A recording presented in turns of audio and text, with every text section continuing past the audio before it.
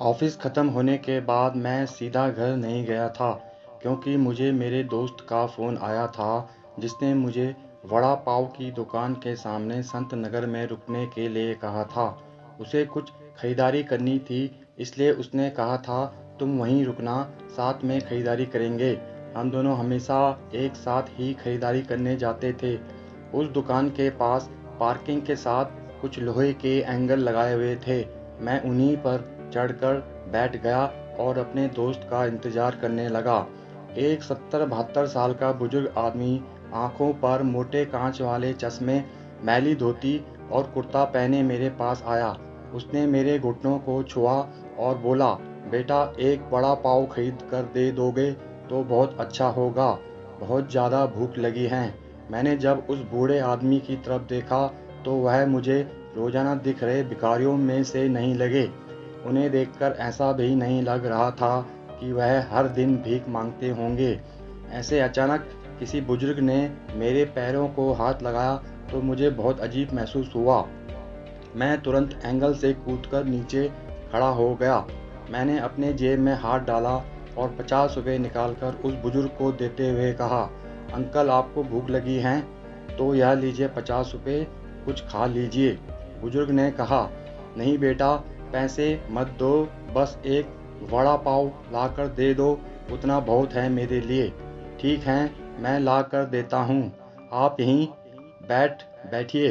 ये कहकर मैं वड़ा पाव की दुकान में गया और एक वड़ा पाव खरीद कर लाया और बुजुर्ग को खाने के लिए दिया। बुजुर्ग नीचे बैठकर वड़ा पाव खाने लगे। मेरी तरफ देखकर वह बोले, ऊपर मत बैठो, गिर जाओगे, यहाँ बैठो मेरे पास, कोई साथ बैठेगा तो मुझे भी दो निवाले खाने में अच्छा लगेगा। मैं उनका कहना टाल नहीं पाया और उनके साथ ही बैठ गया। फिर मैंने ऐसे ही उनसे सवाल करना शुरू किया, कहाँ से आए हैं, कहाँ जाएंगे, किससे मिलने आए हैं, वगैरह वगैरह। मैं नागपुर से आया हूँ, एक छोटे से गांव में रहता हूँ। यहाँ मुंबई में मेरा तुम्हारी जितनी उम्र का एक बेटा है, एक बड़ी कंपनी में इंजीनियर है, उससे मिलने आया हूँ। 2 साल पहले उसकी शादी हुई, लव मैरिज। बहू पढ़ी लिखी है, नए विचारों वाली। उसे सास ससुर यानी कि हम पति पत्नी गंवार लगते हैं, इसलिए हमारे साथ रहना उसे अच्छा नहीं लगता। इसलिए बेटा 2 सालों से यहीं मुंबई में अलग रहता हूँ। परसों मेरे इस मोबाइल पर उसका फ़ोन आया था, कह रहा था अमेरिका में नौकरी मिली है उसे, बीवी को लेकर जा रहा है अमेरिका 10 साल के लिए। यहाँ मुंबई में था तो 6 महीने में एक बार आता था हम बूढ़े बूढ़ी को मिलने के लिए। अब इतने दूर परदेश जा रहा है, एक बार मिलने के लिए बुलाया तो बोला अब समय नहीं बचा है, परसों फ्लाइट में बैठकर जाना है। अब 10 साल के लिए जा रहा है, पता नहीं तब तक हम जिएंगे या मरेंगे, इसलिए सोचा खुद ही जाकर उसे मिल लेता हूँ। कल शाम से एयरपोर्ट को ढूंढ रहा हूँ, लेकिन यहाँ के लोग कहते हैं कि इस एरिया में एयरपोर्ट है ही नहीं। बुजुर्ग ने एड्रेस वाली चिट्ठी मेरे हाथ में देते हुए कहा। उसकी बात सुनकर मैंने कहा, लोग सच कह रहे हैं, एयरपोर्ट यहाँ नहीं है, सांता क्रूज में है। बुजुर्ग ने मेरी तरफ देखकर कहा, लेकिन परसों जब बेटे का फ़ोन आया था तो उसने यही पता लिखवाया था मुझे। लगता है यह फ़ोन भी ख़राब हो गया है, फ़ोन ही नहीं आ रहा है बेटे का। मैंने बताया था उसको कि मैं उससे मिलने आ रहा हूँ मुंबई। कहते हुए बुजुर्ग ने मोबाइल मुझे देखने के लिए दिया। अब मेरे एक हाथ में चिट्ठी और एक हाथ में मोबाइल था। मैंने मोबाइल का बटन दबाकर देखा, मोबाइल अच्छे से चल रहा था और मोबाइल में नेटवर्क भी पूरी तरह से आ रहा था। मैंने उनसे पूछा, आपने नहीं लगा के देखा फ़ोन बेटे को? मुझे कहाँ लगाना आता है बेटा फ़ोन, कोई फ़ोन करता है तो उठा लेता हूँ बस। उन्होंने कहा। मैंने आखिरी नंबर पर फ़ोन किया तो 2 बार घंटी बजने के बाद फ़ोन कट कर दिया गया। फिर मैंने एड्रेस की चिट्ठी खोलकर देखी, उसमें जहाँ हम बैठे थे वहीं का एड्रेस था, यानी कि जानबूझकर गलत एड्रेस दिया गया था। मैं समझ चुका था कि गलत पता देखकर लड़का अपने माँ बाप को टाल रहा था और अब वह उनका फ़ोन भी नहीं उठा रहा था। मुझे यह भी मालूम पड़ चुका था कि वह जिस प्लेन में सवार हो चुका था वह प्लेन कभी भी उसकी माँ बाप की दिशा में उड़ने वाला नहीं था।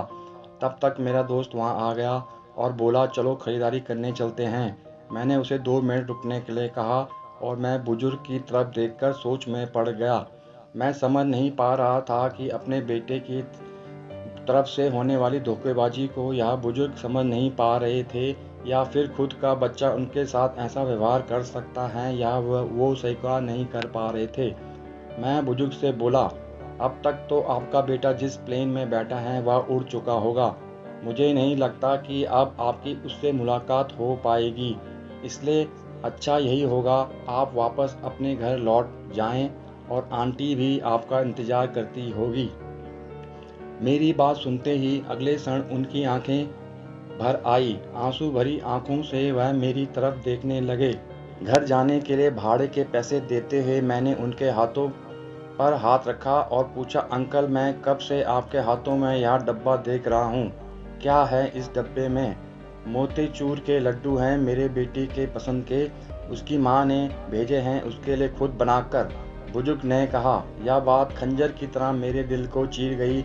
ऐसी मेरी हालत हो गई कि मैं निशब्द होकर बुजुर्ग की तरफ देखता रहा और वहीं बैठा रहा। मेरा दोस्त बोला, भाई चलना, देर हो रही है। मेरे दोस्त की आवाज़ कानों में पड़ी तो मैं होश में आया और ऐसे ही उस भीड़ में उसके पीछे पीछे चलने लगा। घर पहुंचकर आधी रात तक मैं सो नहीं पाया। रह रह कर एक ही सवाल मेरे मन में उठ रहा था। एक वड़ा पाव की भीख मांगने वाला वह बेचारा आदमी भूख से बेहाल होने के बावजूद भी अपने साथ लाए उस मोतीचूर के लड्डुओं में से एक लड्डू खुद नहीं खा सकता था क्या? क्या बाप होने की इतनी बड़ी सज़ा मिलती है? तो दोस्तों, उम्मीद है आपको दिल को छूने वाली यह कहानी पसंद आई होगी। कमेंट करके अवश्य बताएं। धन्यवाद।